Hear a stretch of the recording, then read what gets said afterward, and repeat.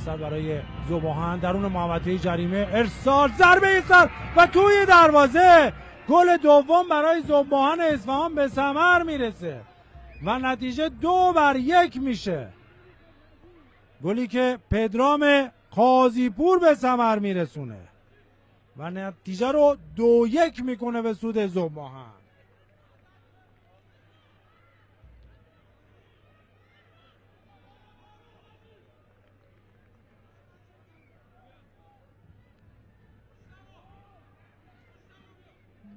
تو این صحنه ضد حمله شکل گرفت،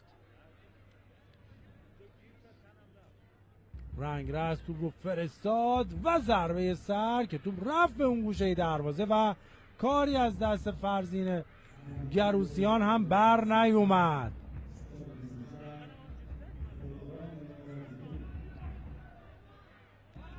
دو بر یک. از نمای دیگر ببینید.